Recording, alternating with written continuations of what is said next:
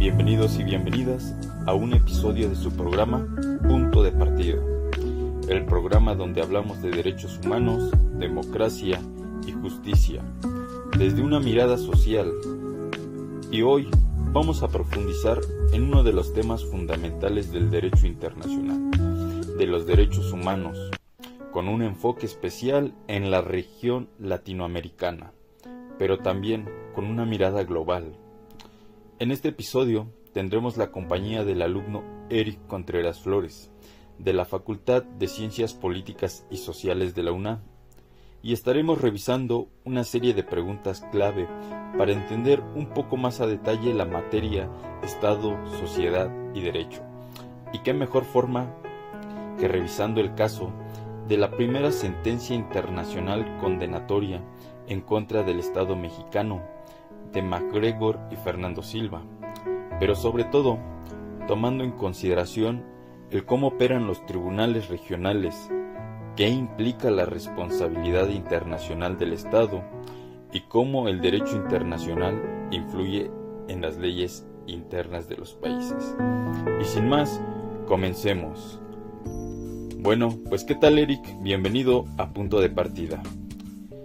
¿Qué tal, Fernando? Muchas gracias por la invitación. Un gusto poder hablar de estos temas fundamentales para nuestra sociedad. Oye, Eric, y bueno, pues platícanos de los tribunales regionales en materia de derechos humanos. ¿Cuáles son y cómo funcionan? Claro, Fer, mira, pues existen tres principales. Lo que es la Corte Interamericana de Derechos Humanos, que opera dentro del sistema interamericano y cubre a los países del continente americano. Por otro lado, también tenemos lo que es el Tribunal Europeo de los Derechos Humanos, y pues este actúa para los países miembros del Consejo de Europa. Y por otro lado, pues tendríamos lo que es la Corte Africana de Derechos Humanos y de los Pueblos, que atiende a los Estados miembros de la Unión Africana. Estos tribunales pues permiten que tanto individuos como organizaciones denuncien violaciones de derechos humanos cuando no han encontrado una justicia en sus países. Además, promueven estándares comunes entre naciones con historias, contextos y estructuras jurídicas diferentes. Gracias, Eric, por esta explicación tan clara, y pues vemos realmente que es muy importante. Entonces, así que si un país realmente pues no responde adecuadamente ante una violación de derechos, ¿aún nos queda una vía internacional para buscar justicia? Exactamente, Fer. Claro que hay pasos a seguir, como agotar los recursos internos primero, pero sí, hay personas y organizaciones que pueden llevar sus casos a esos tribunales. Pasamos ahora a un principio clave del derecho internacional. ¿Qué ocurre cuando un Estado viola una obligación internacional y causa daño? Este es un punto muy importante, Fer. Allí entra en juego el principio de la responsabilidad internacional del Estado. Este nos establece que si un Estado incurre en una violación que produce daño, debe reparar integralmente al afectado. ¿Y cómo se lleva esta parte? Pues la reparación puede darse de distintas formas, mi estimado Fernando. Estas son material, como una indemnización económica. Tenemos también la parte simbólica, por ejemplo, con un reconocimiento público de culpa, o estructural, mediante reformas legales o institucionales. Este principio normalmente pues nos garantiza que el derecho internacional tenga fuerza frente a los incumplimientos y no se quede simplemente en el papel. O sea, no solo se trata de pagar, sino de reconocer y corregir. Eso le da un peso real al derecho internacional. Exacto. La idea es que el derecho internacional no solo sea letra bonita, sino una herramienta con consecuencias reales cuando se incumple. Vamos ahora a un caso muy relevante, el de Castañeda Gutmann contra los Estados Unidos mexicanos. ¿Estamos ante un ejemplo de recepción del derecho internacional? Ah, claro, es el caso del político mexicano que no pudo registrarse como candidato independiente, ¿cierto? Pues la respuesta es sí. En esta sentencia la Corte Interamericana determinó que México debía adecuar su legislación para garantizar los derechos políticos conforme a la Convención Americana sobre Derechos Humanos. Esto representó una recepción indirecta del derecho internacional porque implica modificar las leyes nacionales para cumplir con compromisos internacionales. Es un claro ejemplo de cómo el derecho internacional influye en el interno para proteger derechos fundamentales. Wow, o sea que gracias a esa sentencia México tuvo que revisar sus leyes internas. Eso sería una especie de recepción del derecho internacional. Totalmente.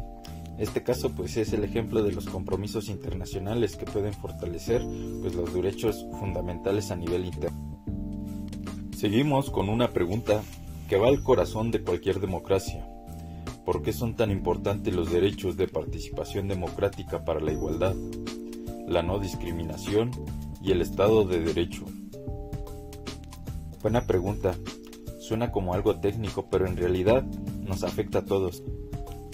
Estos derechos, como el de votar y ser votado, son esenciales porque garantizan la inclusión de todas las personas en la toma de decisiones públicas, no importa su origen, género o estatus social. Gracias a ellos se fortalece la igualdad y se evita la exclusión, lo que también refuerza el Estado de Derecho, ya que permite que la ciudadanía controle el poder político y exija rendición de cuentas. O sea, participar no es un lujo ni un favor, sino es un derecho que sostiene la democracia misma. Tal cual, la participación es libre, igualitaria y respetada. Estamos construyendo una sociedad más justa, más democrática y más humana. Sobre derechos humanos, ¿forma parte del derecho interno de los estados parte? La razón es muy simple, pero muy poderosa. Cuando un estado ratifica esta convención, se compromete legalmente a cumplirla. Esto significa que su disposición deben de integrarse en el sistema jurídico nacional. En países como México, este compromiso se vuelve aún más fuerte porque la Constitución reconoce que los tratados internacionales en materia de derechos humanos tienen jerarquía constitucional. ¿Qué implica esto? Que sus normas deben respetarse al mismo nivel o incluso por encima de las leyes nacionales. En otras palabras, los derechos humanos no están sujetos a voluntad política, sino que se convierten en un estándar obligatorio para el Estado. Vamos con una pregunta que nos ayuda a entender cómo funciona el derecho en la práctica. Y esta, es cómo se incorporan los tratados internacionales en el sistema jurídico mexicano. Gran pregunta. Para responderla tenemos que ver dos enfoques distintos pero complementarios: la perspectiva formal y la perspectiva material. Desde la perspectiva formal, hablamos del proceso legal, o a qué nos referimos. A pasos como la ratificación del tratado, su publicidad oficial y cómo se vincula jurídicamente el derecho interno. Exactamente.